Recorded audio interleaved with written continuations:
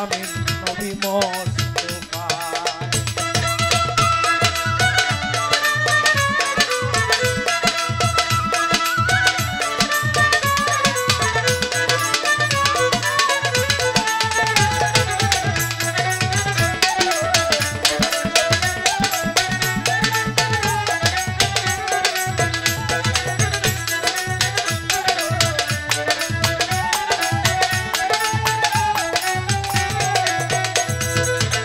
বলছেন পাক পরোয়ার নাম ধরিবেন কাহার, সেদিন পাক পরোয়ার নাম ধরিবেন কাহার, দয়া মায়া তাহার থাকিবে না। শাফিউল মুজনিবিন রোজ হাসরের দিন উম্মতের জামিন নবী মুস্তাফা। শাফিউল মুজনিবিন রোজ হাসরের দিন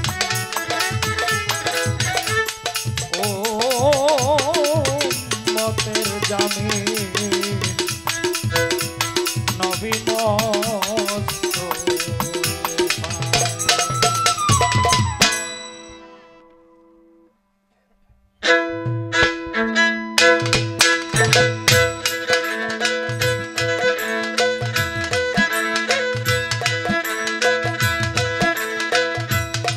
আমার প্রশ্নের জবাব দিয়া শোনেন বন্ধুগণ, প্রশ্ন দুটি করে গেছে মনেরই মতন,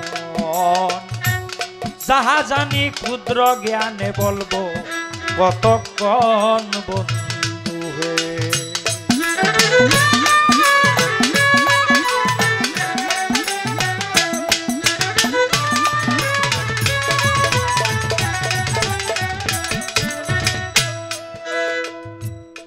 প্রশ্ন ওনার যে হাসরের দিন একটা লোক, এটাকে পূর্ণ মানুষ তো বলা যায় না, একটা লোক বলা যায় না, একটা মানুষের আকৃতি বোঝা যাবে, তবে তার অর্ধেক দেহ নিয়ে উঠবে, অর্থাৎ যত অঙ্গ প্রত্যঙ্গ আছে এইগুলি একটা একটা থাকবে। এটা কে? এই ব্যক্তিটা কে? বা এটা কেন এইভাবে উঠবে কেন? এটা আর একটা ঘটনা আছে। হযরত মুসা নবীর আমলে ইনার একজন সহচর ছিল, তার নাম ছিল জুবায়ের। এই জুবায়ের যদিও বনি ইসরাইল গোত্রের লোক ছিল, তথাপি সে আল্লাহওয়ালা ছিল। হযরত মুসা আলাইহিস সালামের কথায় তিনি পূর্ণ ঈমান আনয়ন করেছিলেন। একটা কথা আপনারা স্মরণে রাখবেন, যত নবীগণ যুগে যুগে এসেছেন, প্রত্যেক নবীগণের মূল বাণী একই ছিল। প্রত্যেক নবীরা এই কথাটা বলেছেন যে পরের স্ত্রীর প্রতি দৃষ্টি দেওয়া যাবে না, অন্যের স্ত্রীর প্রতি লালসা করা যাবে না। তোমার ভাগ্যে আল্লাহ পাক যাই রেখেছেন, সে সুন্দর, কালো, লম্বা বা বেটে যাই হোক, এটা নিয়েই সন্তুষ্ট থাকতে হবে। প্রত্যেক নবীরা এই কথাটা বলে গিয়েছেন। তো এই জুবায়ের মুসা নবীর এই কথাটার উপরে আমল করতে গিয়া সে মুসা আলাইহিস সালামের হাতে হাত দেওয়ার আগে, তার হাতে হাত দিয়ে আত্মসমর্পণ করার আগে অন্যের স্ত্রীর প্রতি তার একটা লালসা ছিল। কিন্তু যেদিন সে মুসা আলাইহিস সালামের কাছে শুনেছে আল্লাহ এক অদ্বিতীয়, তার কোনো শরীক নাই, তার তাওহীদে বিশ্বাস করতে হবে এবং মুসা আলাইহিস সালাম এই যুগের পয়গম্বর, তার আদেশ নিষেধ মেনে চলতে হবে, এই কথাটা যেদিন থেকে সে শুনেছে, ওই দিন থেকে তওবা করেছে, আর কখনো জেনার কোনো কাজে লিপ্ত হয় নাই। কিন্তু একদিন সে তার বিবিকে বলল, বিবি, আরেকটা কথা জেনে রাখবেন, জুবায়ের যদিও মুসার কথা ঈমান এনেছিলেন, কিন্তু তার বিবি কিন্তু ঈমান আনে নাই। তার বিবি মুসা নবীকে বিশ্বাস করে নাই। তো জুবায়ের একদিন বলতেছেন, বিবি, আমার যদিও আগে একটা কুস্বভাব ছিল, এখন আমার মধ্যে আর কোনো কুস্বভাব নাই। তো আজকে আমার মন চাইছে তোমার কাছে যাওয়ার জন্য, তোমার সঙ্গে রতিরণ করার জন্য। আমি তোমাকে আহ্বান করলাম। তার বিবি তার এই কথায় সাড়া দেয় নাই, কিন্তু সে কি করবে, নিজেকে কন্ট্রোল করতে গিয়ে তার বিবিও সাড়া দিল না।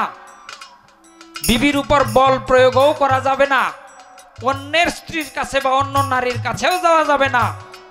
তখন অপারক হয়ে সে নিজের পিজ্জ নিজে পাত করে আল্লাহর কাছে বলল, আল্লাহ, আমি তোমার পয়গাম্বরের কথা বিশ্বাস করতে গিয়ে তার আইনে, তোমার আইনে আবদ্ধ, আমি অন্যের কাছেও যেতে পারি না, আমার বিবিও আমার মন বুঝলো না। হে আল্লাহ, আমি তোমার কাছে বিচার দিলাম, তুমি এর বিচার হাসরের দিন করো। এই ব্যক্তিটা যে বীর্যপাত করেছিল, এইটা হাসরের দিন অর্ধেকটা মানুষের ন্যায় হাসর মাঠে উপস্থিত করবেন আল্লাহ পাক তার কুদরতের জুড়ে উপস্থিত করে জুবাইরের বিবিকে বলবেন, দেখো, তুমি যদি তোমার স্বামীর কথা মানতে, তার সঙ্গে রতিরণে রাজি হতে, তাহলে এই অবস্থা হতো না। তোমার স্বামী আমার কাছে বিচার দিয়েছিল, তুমি এই দিন যদি তোমার স্বামী তোমার সঙ্গে সহবাস করত, তাহলে তোমাদের দুইজনের উদরে এবং ঔরসে দুইজনের মিলনের ফলে রজ এবং বীর্যের সংমিশ্রণে একটা পূর্ণ সন্তান হইতো।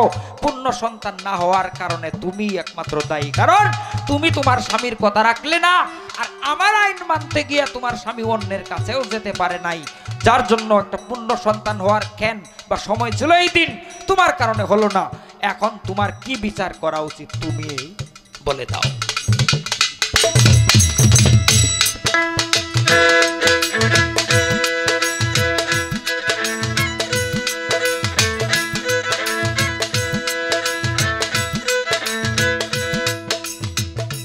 এইটা হইল একটা জবাব,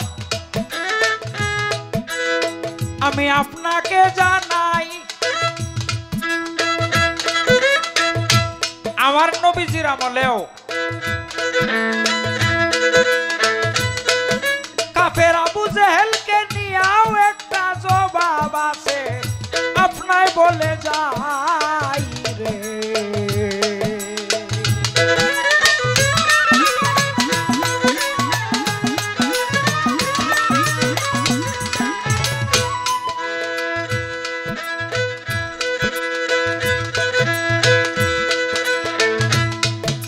কারণ এই আবু জেহেলের আমলে নবী করিম সাল্লাল্লাহু আলাইহি ওয়াসাল্লামের হাতে হাত দিয়া এক নারী ইসলাম গ্রহণ করার কারণে আবু জেহেল তার পাও থেকে মাথা পর্যন্ত অর্ধেকটা অঙ্গ, পুরো বডিটা দুই ভাগ করে ফেলেছিল।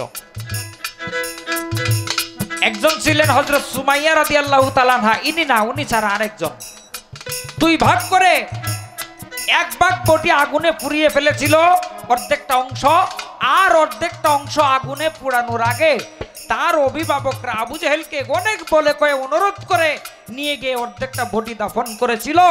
এই অর্ধেকটা বডি আল্লাহ পাক হাসরের দিন উঠাবেন, উঠিয়ে আবু জেহেলকে বলবেন, আমার হাবিবের নামে পাগল হইয়া আমার তাওহীদ, আমার হাবিবের রিসালাত গ্রহণ করতে গিয়ে তুমি এই মহিলার এই অবস্থা করেছিলে। সমস্ত হাসরবাসীর সামনে অর্ধেকটা অঙ্গ উঠাই আল্লাহ পাক প্রমাণ করবেন যে আবু জেহেলের মতো পাপিষ্ঠ ব্যক্তির কি বিচার করা দরকার।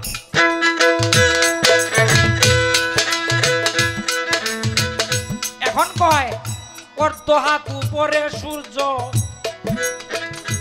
মাথার ওই উপর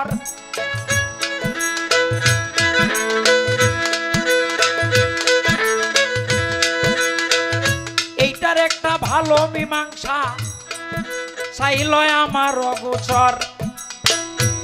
কয়, হযরত আদম আলাইহিস সালাম হলেন ৬০ হাত লম্বা, ইনার যদি অর্ধ হাত উপরে, ইনার মাথার অর্ধ হাত উপরে সূর্য থাকলে আমার মাথার থেকে কতটুকু উপরে থাকবে? এটা তো সত্য কথা। তাহলে অর্ধ হাত উপরে যে সূর্য, এটা কিতাবে লিখলেন রাবিগণ, কেমনে লিখলেন?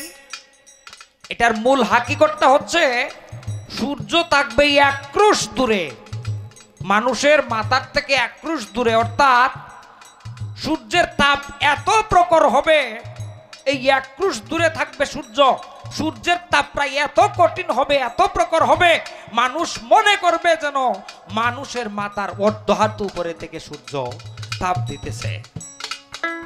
কিন্তু মূলত সূর্য মাথার অর্ধহাত উপরে থাকবে না।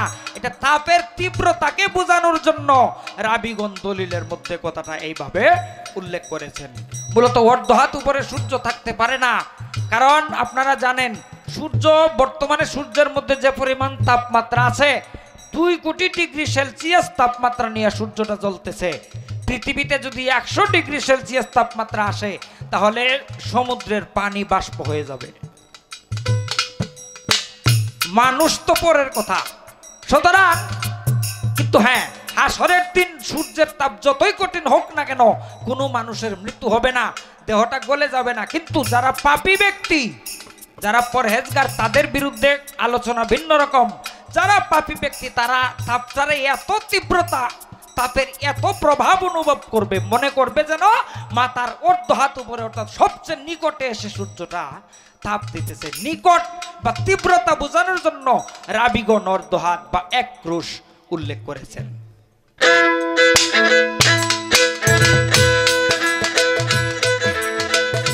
এই তো আপনার প্রশ্ন ছিল, আমি কইলাম এই আসরে নতুন করে 2টি কথা জিজ্ঞাসি আপনারে। আপনি বলবেন এইবার হঠাৎ করে মানুষ দেখবে এই যে সন্ধ্যার সময় রাত্র হবে, কিয়ামতের কিছু আগে সন্ধ্যার সময় যে রাত্র হবে আর রাত্র পুষাবে না, রাত্র পুষায় না। মানুষ ঘুমাবে, সজাগ হবে, আবার ঘুমাবে, আবার সজাগ হবে, এইভাবে চলে যাবে 40 দিন। 40 দিন পরে সূর্য উদিত হবে, তাও পশ্চিম দিক থেকে। এখন তো সূর্য পূর্ব দিক থেকে উদিত হয়, 40 দিন পরে সূর্য উদিত হবে পশ্চিম দিক থেকে, মাথার উপর পর্যন্ত আসবে, আবার পশ্চিমেই অস্তমিত হয়ে যাবে। পশ্চিম দিক থেকে সূর্য উদিত হবে, আবার পশ্চিমেই অস্তমিত হয়ে যাবে। আমি জানতে চাই, যেই দিন 40 দিন পরে সূর্য পশ্চিম দিক থেকে উদিত হয়ে কিছুক্ষণ স্থায়ী থেকে আবার পশ্চিমে অস্তমিত হয়ে যাবে, এই দিন সূর্যের নাম সূর্য থাকবে না, সূর্যের অন্য একটি নাম হবে। আপনি বলবেন এই দিন সূর্যের কি নাম হবে? সূর্যের কি নাম? আমার 1 নাম্বার জিজ্ঞাসা। 2য় নাম্বার জিজ্ঞাসা, বাদশাহ জুলকারনাইন তার আমলে 2টা রাক্ষসকে 2টা প্রাচীরের মধ্যে বন্দী করেছিলেন। কিতাবে আসছে কিয়ামতের কিছু আগে এরা বাহির হবে, এদের নাম হচ্ছে ইয়াজুজ এবং মাজুজ। আমি জানতে চাই, এই যে ইয়াজুজ এবং মাজুজ, এদের বাবা মার কি নাম? এদের জন্মটা কিভাবে হইল? এদের পিতামাতা আছে? যদি থাকে তাহলে এনাদের কি নাম? আর ইয়াজুজ মাজুজের মধ্যে কি 2 জনেই নারী, না 2 জনেই পুরুষ, নাকি 1 জন নারী 1 জন পুরুষ? একটু বলবেন। এই 2টা কথা এবার জিজ্ঞাসা।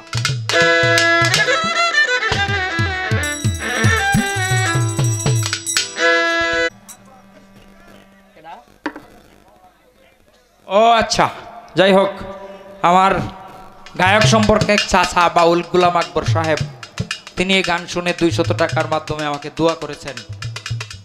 শ্রদ্ধা জানাই, সম্মান জানাই সকলের প্রতি। এখন বিচ্ছেদ গাইছেন উনি, আমারও তো একটা গাওয়া দরকার নাকি? আস্তে। আমি যে আঙ্গিকে গানটা শুরু করেছিলাম, এই আঙ্গিকে হয়তো বা আজকে আর হবে না। এটা রাইশ্যামদার আর একটা আঙ্গিক ছিল। আসলে বিচ্ছেদ গাওয়ার মূল নিয়মটা এরকমই, কিন্তু এখন আমি যে জায়গায় শুরু করেছিলাম উনি কিন্তু আমার পৃষ্ঠে শুরু করতে পারেন নাই, শুরু করেন নাই। উনি চলে গেছে আরো অনেক পরে, অর্থাৎ পীড়িত করার পরে বন্ধু চলে গেছে, এখন একটা বিরহ ভাব আছে, এই জায়গায় উনি চলে গেছেন। তো এখন তো আমারও উনার পিছনে পিছনেই থাকতে হয় নাকি?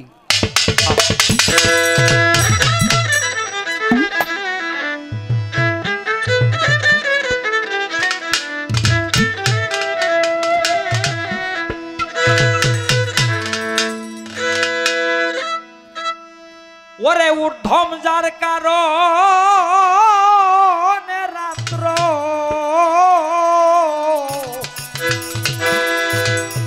দিনে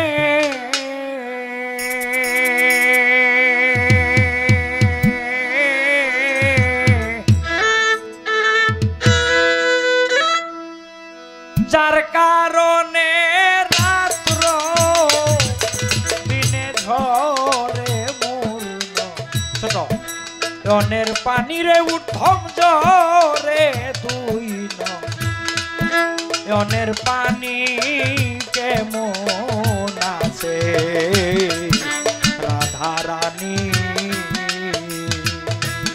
একবার বলাটা বারে রাখ বলো উঠম কানে শুনি একবার বলো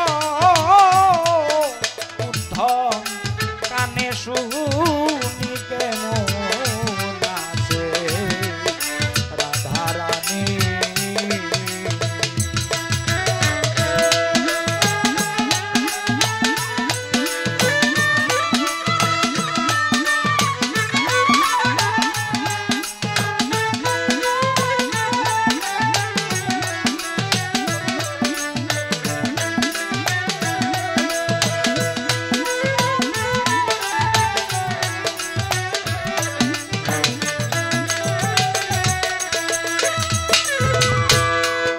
উদ্ধম রে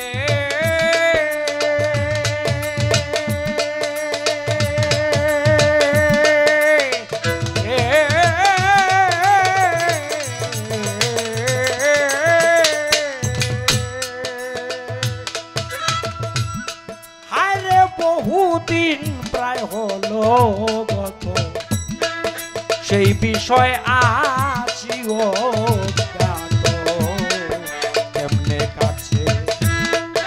তাহার দিন রজনী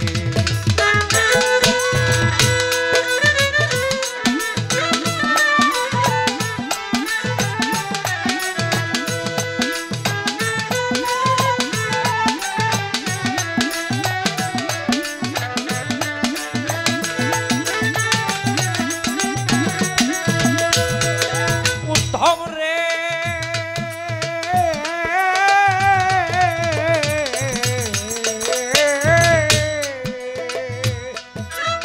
ওরে ভাই বহুদিন প্রায় হলো গত এই বিষয় আছি অজ্ঞাত এমনে কাছে তাহার দিন রজনী যাই না আর সেই কদম তলে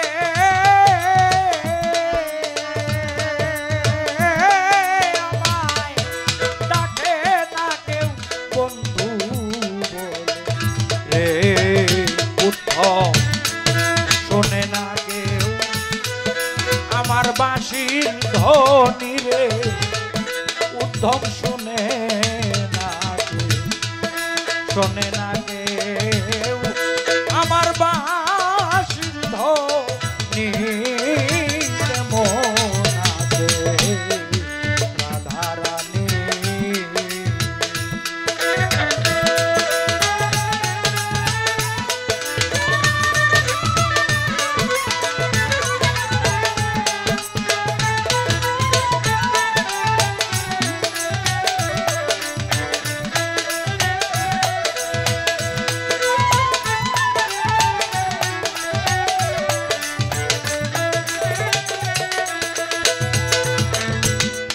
উদ্ধম রে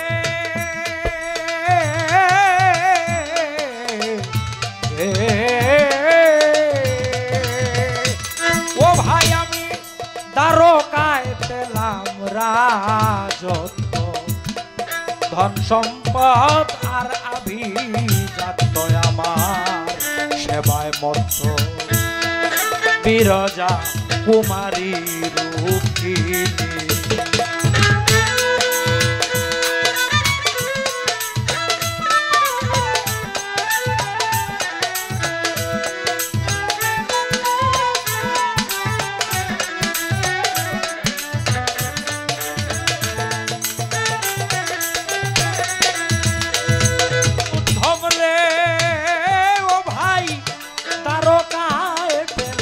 রাজত্ব ধন সম্পদ আর আভিজাত্য সেবায় মত্ত বীর কুমারী রূপিণী তবু কেন আমার ধরে না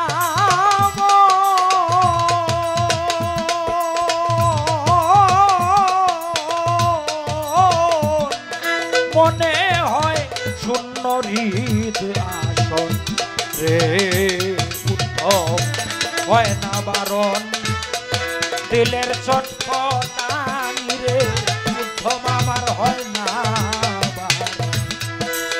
না বারণ দিলের চটপটানি কেমন আছে রাধারানী।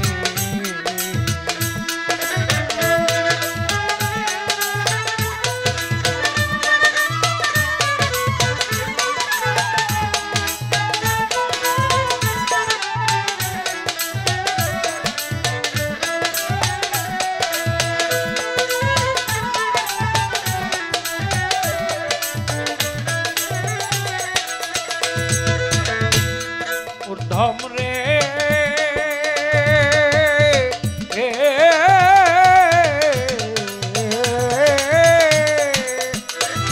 ওরে আমার মন বলছে সেই প্রাণের শরীর কাছে বলে হরি হরি আরো কাছে ব্রজের গোপ গোপিনী। ঊর্ধ্বম রে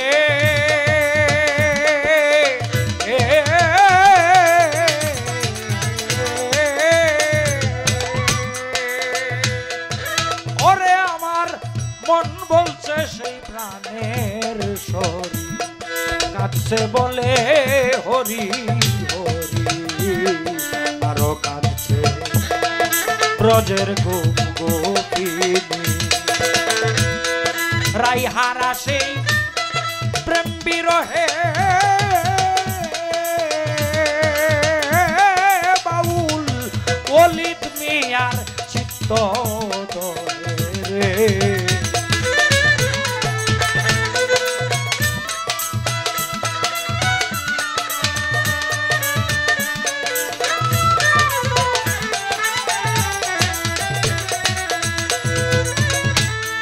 রাইহারা সেই প্রেম বিরহে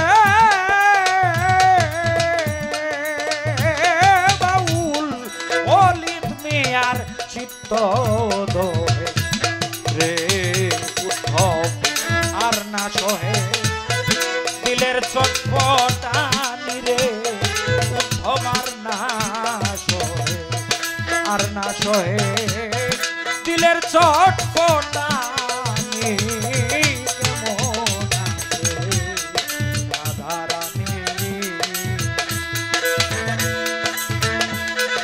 উদ্ধম যার কারণে রাত্র দিনে ঝরে দুই নয়নের পানি আমার ঝরে দুই নয়নের পানি কেমন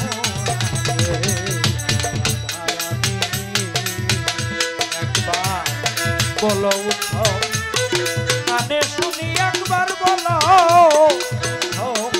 কানে শুনি কেমন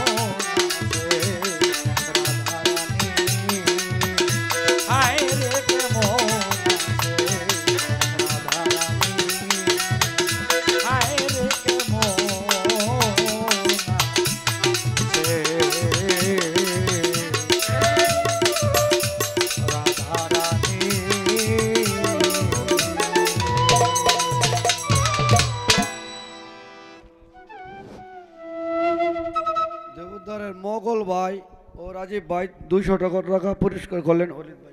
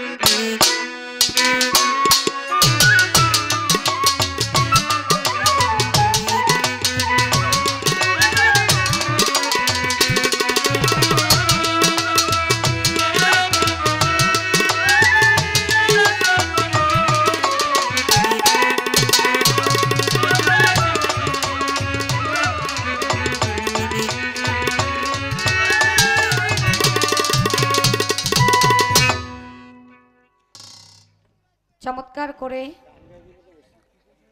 গান রাখলেন, চমৎকার কিছু কথাও বললেন, আমরা শুনলাম। কয় বড় পিঁপড়ায় কামড় দিলে তো জ্বলে না, একটু ছোট ছোট পিঁপড়ায় যখন কামড় দেয় তখন জ্বলে। ভাই চমৎকার করে কথা কয়, কিন্তু মাঝখান দিয়ে যে কি কয় এটাই নিজেও জানে না। আমারে কইতাছে হ্যাঁ তো আইসা 10টার দিকে, তা পোষাই দিব না। হ্যাঁ আচ্ছা, আমি কর্তাপক্ষকে বলেছি কি হয়েছে না হয়েছে। হ্যাঁ আমি এই নেত্রকোনাতে প্রোগ্রামে আসি, এমন কোনো কমিটি বলতে পারবে না যে আমার 10টা বাজছে। কথা সত্য। ঠিক আছে, আমার রাস্তার কি পরিস্থিতি ছিল সেটা আমি তাদের সাথে আলাপ আলোচনা করেছি, কিন্তু এইটাও আমি চিন্তা করেছি। যখন আসলাম তখন কর্তাপক্ষ বললো এখানে একজন মারা গেছে, তাই একটু সময়টা পাস হয়েছে। তারপরেও আমি তাদের সাথে কথা বলেছি, তাদের সাথেই কথা বলা হয়েছে। তিনি বললেন আপনি যে গানটা করলেন এটা কি আমাদেরকে পরীক্ষা করলেন? হ্যাঁ হয়তো। কিয়ামতের বিষয়টা কি আপনি জানেন না? আপনার কি আমার জানাই দিতে হবে? আপনার তো জানার কথা।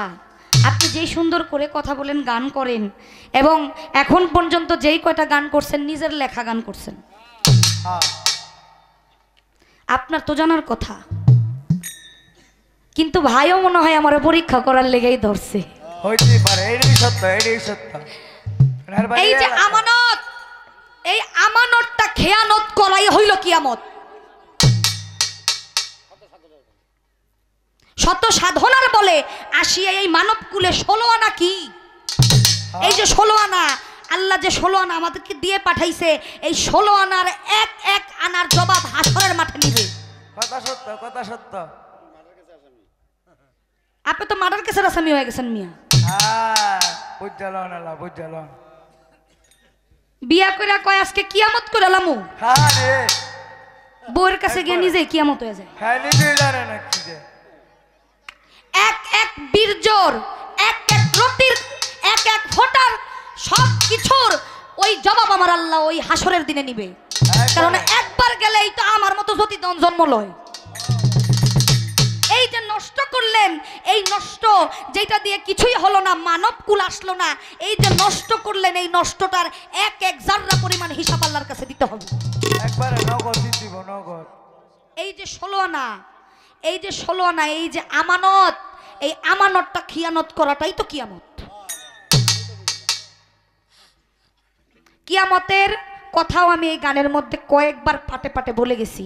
এই গানগুলো যে তিনি বললো 2.5 3 এরকম কিন্তু না, এই গানগুলো ছিল ওই কথাগুলো বুঝানোর জন্য। বুঝানোর ক্ষেত্রে আমরা যেমন একটা শিক্ষকের কাছে গেলে শিক্ষক একটা কথা বুঝাইতে গেলে 70টা পয়েন্ট টানে, ওই কথাগুলো আনার জন্য এক একটা গান এক একটা কবি রচনা করছে। আবার একটা প্রশ্ন জিজ্ঞাসা করছিলাম তার কাছে যে 60 হাত তো আদম আলাইহিস সালাম, তো সূর্য যদি এত উপরে থাকে তাইলে আমরা যদি নিচে থাকি আম গাইতে তো সূর্যের তাপই শেষ। হ্যাঁ কই সূর্য থাকবো না, সূর্যের তাপ থাকবো। কি হ্যাঁ, আপনার গানের মধ্যে শুনলাম চমৎকার করে গানটা লিখছেন যে অর্ধ হাত উপরে সূর্য থাকবে, এই সূর্যের তাপ এমন ভাবে থাকবে, এই সূর্যের তাপে রুটি যেমন তাওয়ার মধ্যে গরম হয় এমন মজো কেমন টকবক টকবক করবে। তো এইটা আবার তাপ হয় কেমনি? তাই তো। হ্যাঁ, আপনার গানে যেই কথা, আপনার মুখে তো এই কথাটা শুনলাম না। আমার আল্লাহ বলেন, প্রমাণ করেন, কোরআন শরীফে প্রমাণ করেন, আদম আলাইহিস সালাম 60 হাত যত ছিল, এই কিয়ামতের সময় সবটি মানুষ 60 হাত হয়ে দাঁড়াবে এবং তাদের মাথার উপরে সূর্যে, মাথার উপরে আধা হাত সূর্য থাকবে। সূর্যের তাপ না, সূর্য থাকবে। কিন্তু তারপর আপনি কথা যে বলেছেন, কথাটা কিন্তু চমৎকার, ভালো লাগছে আমার কাছে। কিন্তু আরো প্রশ্ন আমার কাছে রেখে গেছেন 2টা। আপনারা ওই জায়গাতে দাঁড়ায় কইলো এক দাদা ভাই, কয় হ্যাঁ তো অনেক সময় নিল। আরে ভাই, আমার দাদা ভাই তো মিষ্টি মানুষ, দেখতো মিষ্টি, গায়েও মিষ্টি, হ্যাঁ, গায়েও কথা মিষ্টি। কয়ও মিষ্টি, কথাও মিষ্টি এমন কয়, মিষ্টি কথাও মিষ্টি মিষ্টি করতে কয়। যে আমার যে প্রশ্ন করছে এটা তো এক কথার উত্তর না। এই প্রশ্নের উত্তর দিতে গেলে এত কথা লাগে। এখন ভাই তো এটা আপনার আর ভাইঙ্গা কইয়া দিব না, এটা তো লস। লস। ওই যে আমার একটু আপনার কাছে একটু বানাই দিব আর কি। হ্যাঁ হ্যাঁ, যে প্রশ্ন করতেছে এই প্রশ্নের মীমাংসা দিতে গেলে অর্ধেক রাত ফুরে যাবে, এই তো। এমন প্রশ্ন করে। বুঝতে পারছেন? ওই প্রশ্নের শর্ট করে আমি জবাব দিছি যতটুক দিছি। হ্যাঁ প্রশ্ন করে তা পরীক্ষা করে, আমাদের প্রশ্ন দায় করে যে পরীক্ষা যারা করে। আছেন ময় মুরব্বিয়ান তারা বলেছে যে ছোট করে উত্তর দেওয়ার জন্য এবং শর্ট প্রশ্ন করার জন্য। আর আমার পরে তারা বলেছে পালা নাকি থাকবে না। আমার পরে আমি তার প্রশ্নে মীমাংসা করব, আমার পালা থেকে একটি গান করব, তারপর একটি বিচ্ছেদ গান আমি রাখবো। আমার দাদা কয় আমি যে জায়গায় বিচ্ছেদ রাখছিলাম আপা আপনি তো এই জায়গায় যান নাই। না পালা দিছে আপনার লাগে হাসর কিয়ামত, আপনার লাগে বিচ্ছেদেরও পালা দিছে। তাই হ্যাঁ। গানে পালা দিছে, হাসর কেবল পালা দিছে।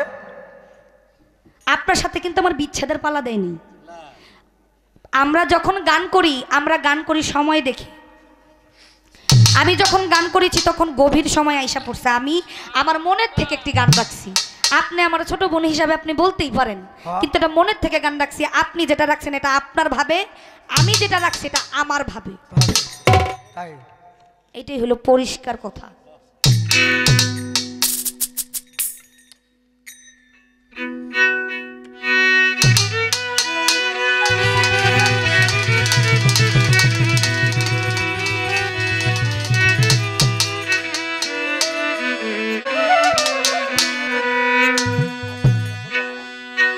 ও তাই ও মমিন ভাই নাই বেলা নাই, ও মমিন ভাই নাই বেলা নাই, কিয়ামতের কাল এসেছে,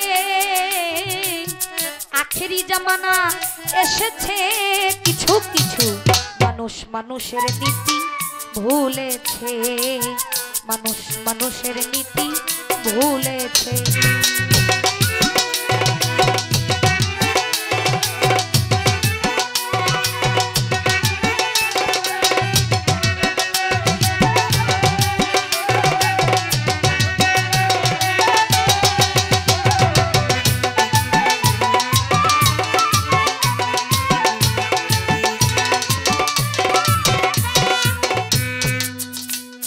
ওরে তুমি আমি ভাই ভাই ইসলাম ধর্মে কয়, মানুষ মানুষের জ্ঞাতি চির নিশ্চয়।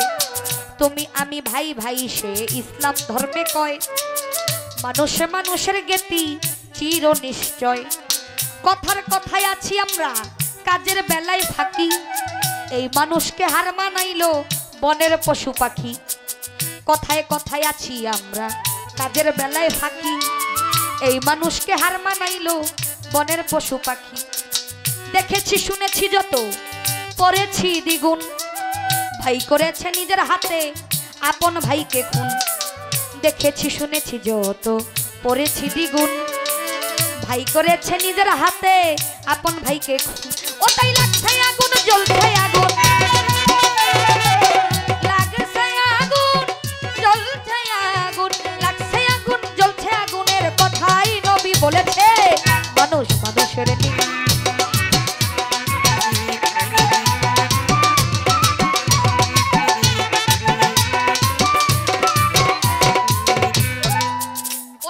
জনসংখ্যা বাড়লো শুধু মানুষ বাড়লো না, এই শিক্ষার জমানায় এসে শিক্ষা হইল না। জনসংখ্যা বাড়লো শুধু মানুষ বাড়লো না, এই শিক্ষার জমানায় এসে শিক্ষা হইল না। শিক্ষকেরা ভুলে গেছে শিক্ষারই মূলনীতি, মাস্টারজীবী মাস্টারিয়াত হলো পেশা ভিত্তি। বাবাই দিল স্কুলেতে তার ছেলে হবে খাতি, 3-4 পাস করিয়া লেখে প্রেমের চিঠি। বিদ্যা নিতে কলেজেতে বাড়াইতে সম্মান, বই ছাড়িয়া রাজনীতিতে ধরে স্লোগান। ইউনিভার্সিটি শুনি বিশ্ব বিদ্যার কেন্দ্রস্থল, হাতের কলম ছাইরা দিয়া ধরেছি পিস্তল। ওটাই শিক্ষা দীক্ষা সব রসাতল, শিক্ষা দীক্ষা সব রসাতল, অতলে সব চলেছে। মানুষ মানুষের নীতি ভুলেছে, কিছু কিছু মানুষ মানুষের নীতি।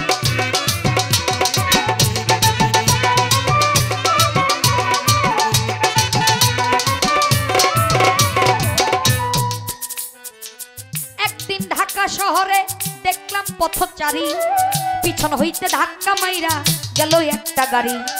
অ্যাক্সিডেন্টে পড়ে আছে দেখছে জনগণ, ধরেও ধরে না যেমন এক্সিবিশন। ইমার্জেন্সি নাই ভ্যাকেন্সি, সেন্সলেস রুগী, চিকিৎসা বিহনে হলো ডেড বডির ভাগী। ইমার্জেন্সি নাই ভ্যাকেন্সি, সেন্সলেস রুগী, চিকিৎসা বিহনে হলো ডেড বডির ভাগী। ওরে এমনি কত শত রুগী, এমনি কত শত রুগী অকাতরে মরতেছে। মানুষ মানুষের নীতি ভুলেছে, মানুষ মানুষের নীতি ভুলেছে।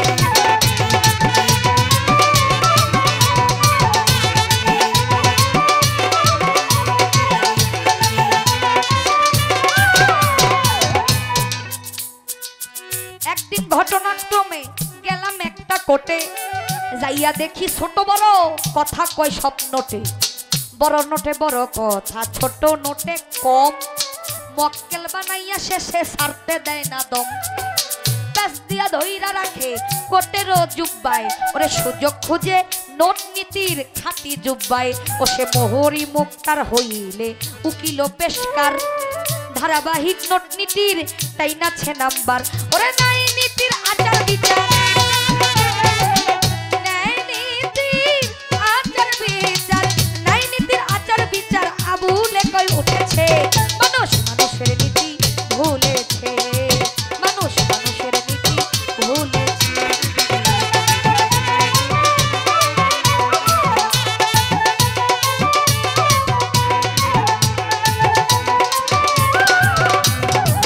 এই দেশটা ভইরা গেল আদম বাতারি, এই পার হতে ওই পার নিয়া করে দেয় বিক্রি। ফক্করবাজি রাজবাজি হাইজেক রাহাজানি, যৌতুকেরই বলিদানে গেল কত প্রাণী। মুন্সি মৌলবি ফাজেল মুফতি মাওলানা, এই গায়ক গায়িকা কিছু কথাই ষোলো আনা। মুন্সি মৌলবি ফাজেল মুফতি মাওলানা, গায়ক গায়িকা কিছু কথাই ষোলো আনা।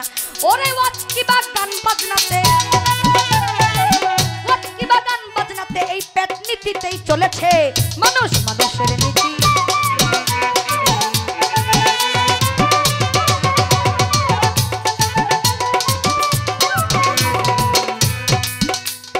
ওরে আমার কাছে প্রশ্ন করে, হাই রে বন্ধুগণ, ভুলি নাই কথা বলবো রে এখন।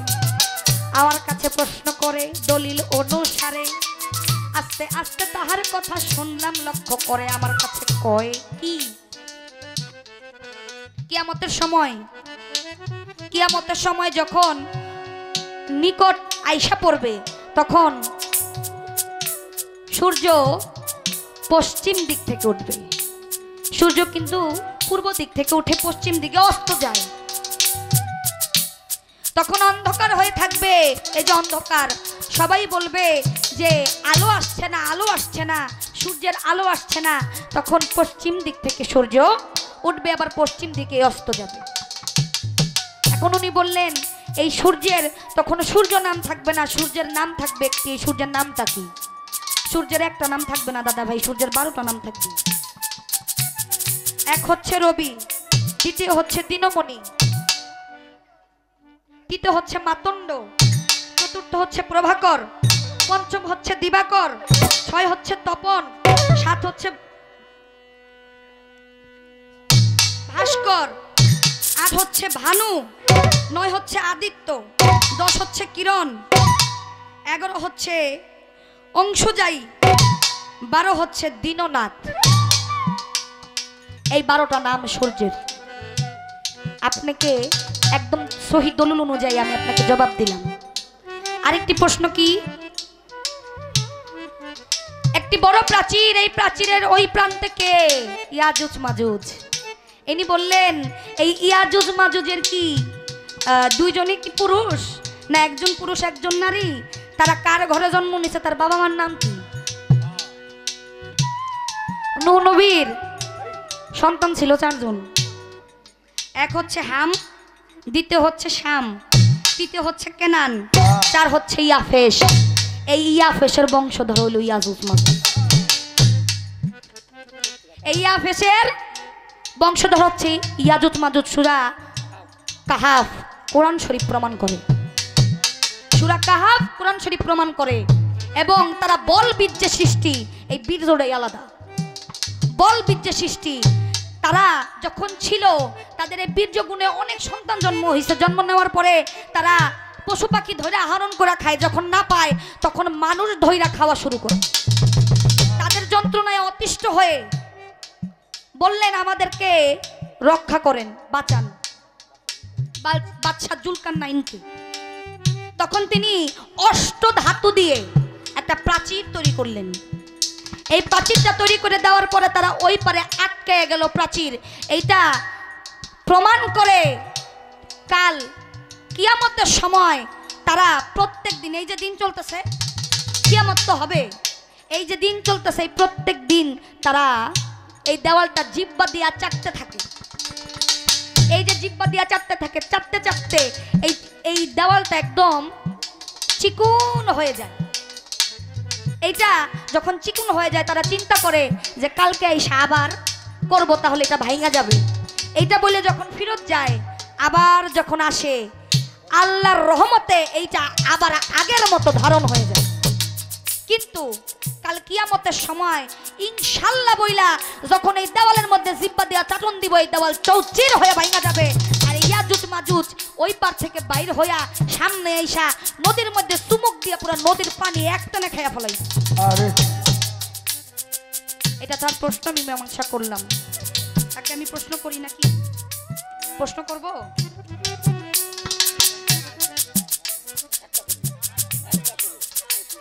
আচ্ছা, তিনি তো শিল্পী মানুষ, তারও তো একটা বিষয় নিয়ে দাঁড়াইতে হয়, তাই না? আমি একটা ছোট করে প্রশ্ন করে দিয়েছি।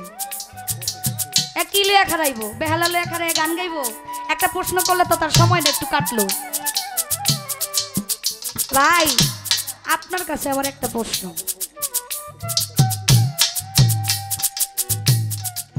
তার গানে শুনলাম দয়াল নবী শাফিউল মজনবী, তিনি সাফায়েতের কান্ডারি, তাই না?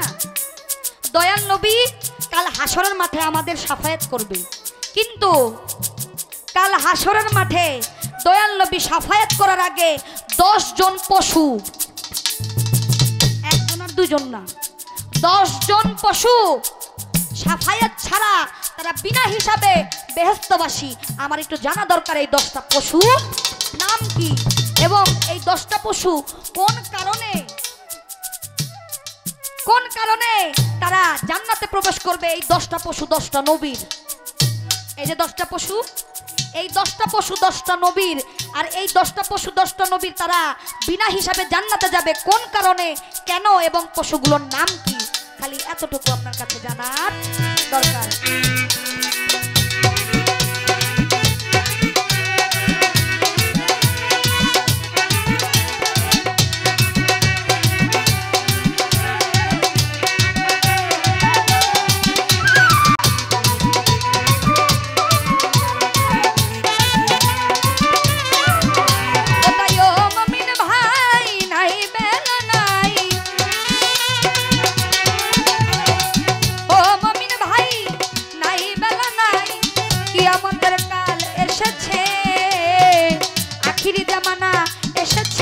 কিছু কিছু মানুষ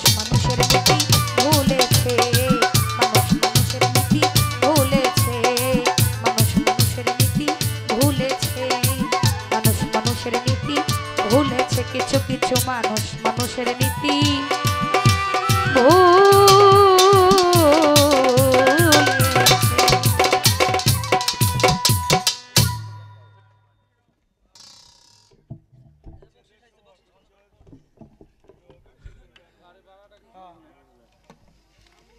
আমিরুল ভাই, তিনি আমার এই গানে 100 টাকা দিয়ে দৌড় রেখেছেন, তার প্রতি আমার সালাম রইল। আসসালামু আলাইকুম। প্রায় 2:30টার উপরে।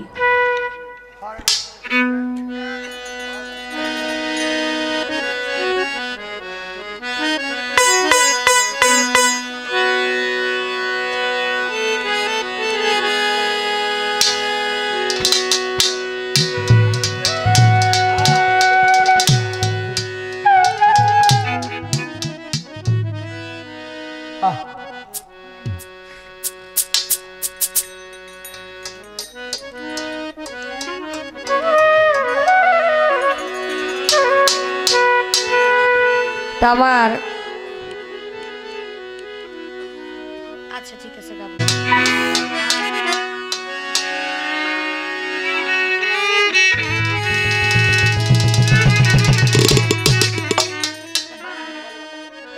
এটা মনিটরে বাড়ান, বেসটা বাড়ান। এটা পুবালি বাতাসে হায় রে পুবালি বাতাসে আমি বাদাম দেখা চাইয়া থাকি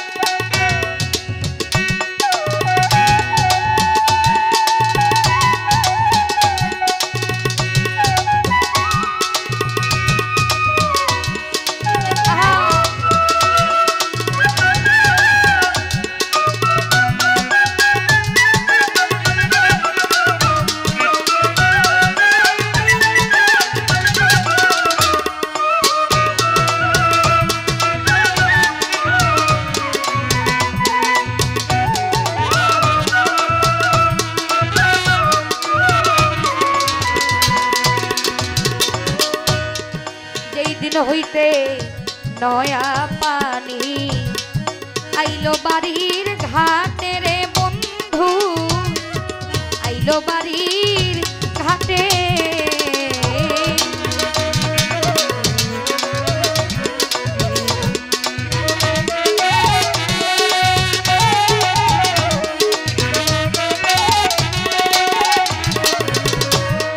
যেই দিন হইতে নয়া পানি আইলো বাড়ির ঘাটে বন্ধু, আইলো বাড়ির ঘাটে ওরে অভাগিনী মনে কত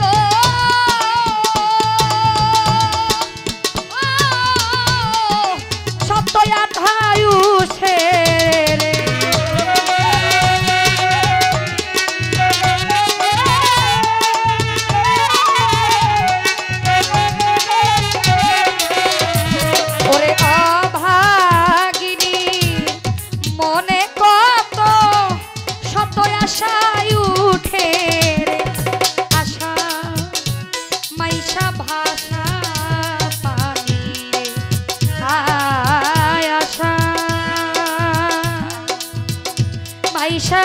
ভাষা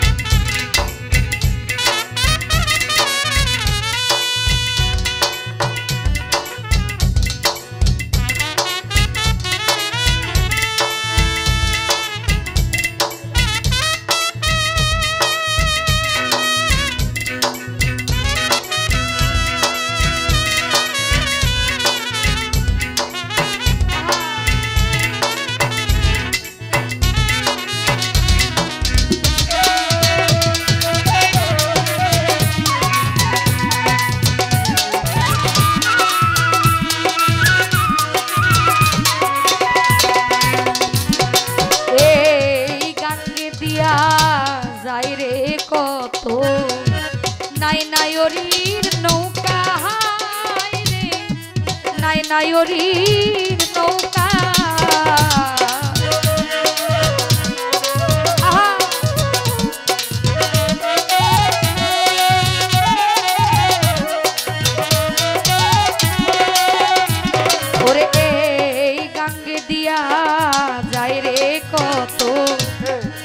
নাই নায়রির নৌকা হায় রে নাই নায়রির নৌকা হায় মায়ের ঝিয়ে বইনে বইনে হইতেছে যে দেখা রে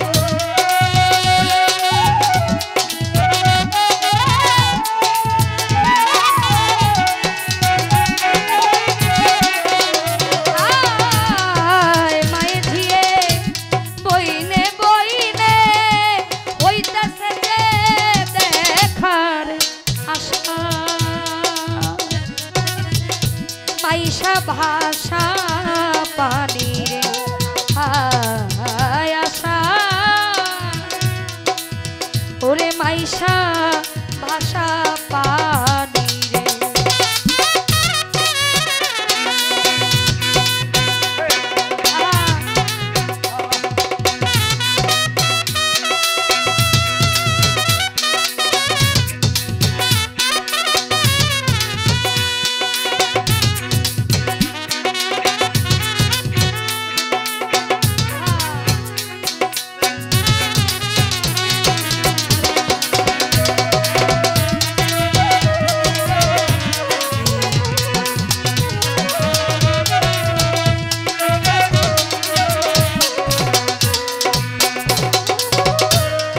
আমায় তো নিল না রে নায়ো পানি থাকতে তাজা হায় রে পানি থাকতে তাজা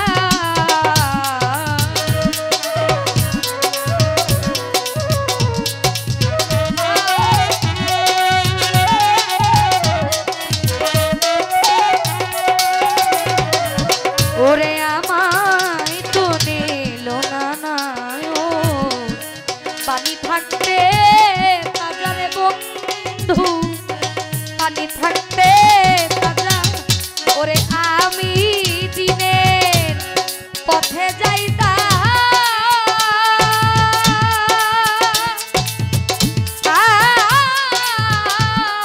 রাস্তা হইতো সোজা রে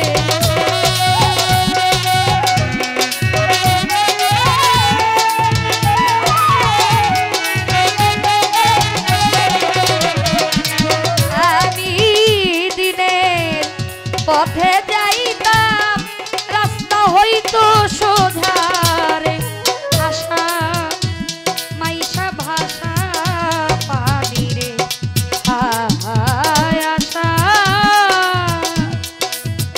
ওরে মাইশা ভাষা পানি রে আহা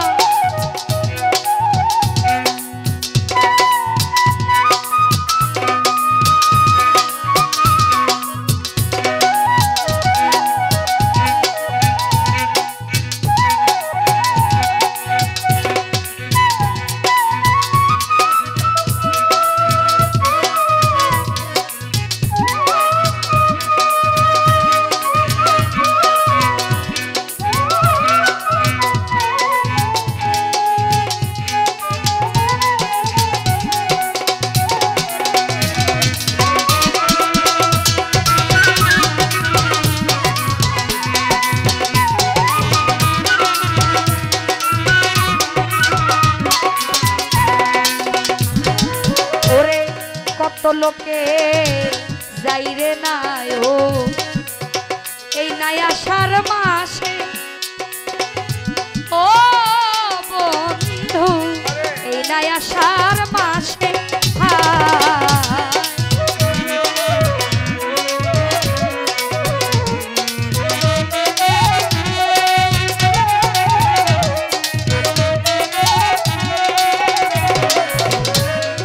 কত লোকে যায় রে নায়ো এই নাই আষাঢ় মাসে বন্ধু এই নাই আষাঢ় মাসে সাধু উকিল মুন্সি হইব নায়ো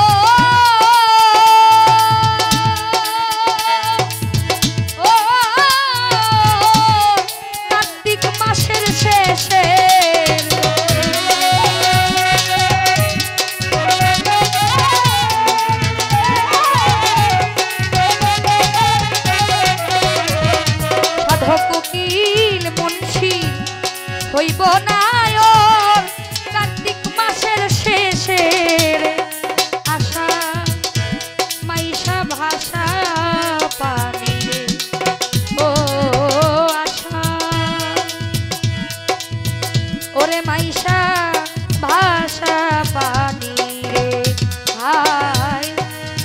পুবালি বাতাসে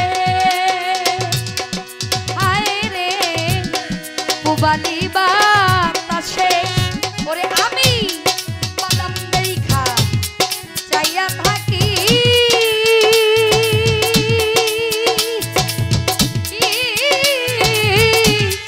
আমার নিকেও আসে রে আমি বাদাম দেখা চাইয়া থাকি আমার নিকেও আসে রে আশা মাইশা ভাষা পানি রে হায় আশা মাইশা ভাষা পানি রে হায় আশা মাইশা ভাষা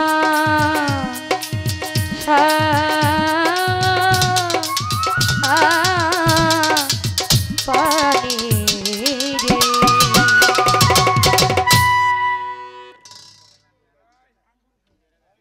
আঙ্গুর ভাই হ্যাঁ যদি হয় বীজের জোরে ফল তো ধরে না সময়ে গেলে সাধন হবে না হবে না দিন থাকিতে দিনের করণ কেন করলি না সময়ে গেলে সাধন হবে না হবে না যেই সময় যেই কাজ ওইটা করতে হবে আপনার বৃদ্ধ বয়স আপনার যৌবনকাল হলো আল্লাহকে ডাকার শ্রেষ্ঠ কাল যৌবনকাল পার করে দিয়ে যদি আপনি বুড়া কালে আল্লাহরে ডাকেন আল্লাহ আপনার সাড়া দিব যৌবনকাল যখন আপনার হাতে শক্তি আছে তখনই আল্লাহর কাম করার মূল সময় যখন চামড়া টাইট তখন আল্লাহর লগে করেন ভাই ফাইট ফাইট যখন চামড়া ঢিল তখন আল্লাহর লগে দেয় মিল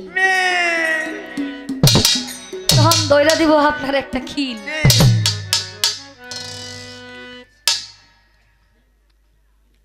এইগুলা খেয়ানোরটা এই যে 16 আনা আপনি বললেন ওইটা আপনার ভাগে পড়ে না ওইটা কথার পৃষ্ঠে আমি কথাটা বলছি কিন্তু এই যে 16 আনা যেটা এইটার খেয়ানত করা এবং এইটা এই 16 আনাটা এইটা যারা যারা পরিমাণ হিসাবের কথা আইসা পড়ে কিন্তু এইটা যে খেয়ানত করলো এইটা যে রক্ষা করলো না এটাও একটা কিয়ামতের অংশ আপনার কথা ঠিক আছে চমৎকার করে আমার যাহা প্রশ্ন ছিল মীমাংসা করলেন আমার যেই প্রশ্ন ছিল এই প্রশ্নের কথাও বললেন কিন্তু আমার দাদা ভাই মাছের কথা তো কইলেন না না হ্যাঁ? এটা বলেন না এটা কি সকালবেলা জামনের সময় কইবেন এটা গাড়ি তোলার সময় কই দিব এই 10টা পশুর মধ্যে কিন্তু মাছও আছে যেটা ইউনুস নবীরে গিলা খাইছিল হ্যাঁ এটা কিন্তু গিলা খাইছিল ইউনুস নবীরে ইউনুস নবী যখন চইলা যায় নৌকা হইলো হেলাধুলা করে এখন লোকেরা কয় কিরে আমরা প্রতিদিন এই নদী দিয়া পার হই নৌকা তো দুলে না আসমানে তো গর্জন করে না এখন কই লটারি করমু লটারি যতবার করে অতবার ইউনুস নবীর নাম উঠে দইরা দিছে পানির মধ্যে হালায়া এখন ওই যে মাছ এই মাছ লাইছে গিল্লা এখন গিলে ফেলার পরে আল্লাহর কাছে প্রার্থনা করে আল্লাহ আমাকে এই বিপদ থেকে উদ্ধার করেন তখনই দোয়া ইউনুস আসছিল লা ইলাহা ইল্লা আনতা সুবহানাকা ইন্নী কুনতু মিনাজ জালিমিন এটা আসছিল তিনি পড়লো তখন আর মাছে তো তারে পেটে রাখতে পারে না দৌড়ায় গিয়া কিনারে গিয়া বমি করে দিছে দেওয়ার পরে লাউ পাতার সৃষ্টি হইল এই বিজলগুলা মুছলেন তিনি 4টা অন্ধকারে ছিলেন একটা হলো রাতের অন্ধকার একটা হলো চোখের অন্ধকার একটা হলো পেটের অন্ধকার একটা হলো নদীর অন্ধকার এই 4 অন্ধকারে যখন ছিলেন তিনি যখন মুক্তি পাইলেন তিনি পয়রা আসরের 4 রাকাত নামাজ পড়ছিলেন এই মাস্টার কথা আপনি আমারে যেহেতু কোন নাই আপনার ভিতরে মাল পানি আছে আমারে দিতে সমস্যা কি হ্যাঁ এখন কোন নাই যাওয়ার সময় আমার কানে কানে কয়ে দিবেন গাড়ি তোলার সময় কই দেন গাড়ি আমি উকিল মুন্সি সাহেবের একটি গান রাখি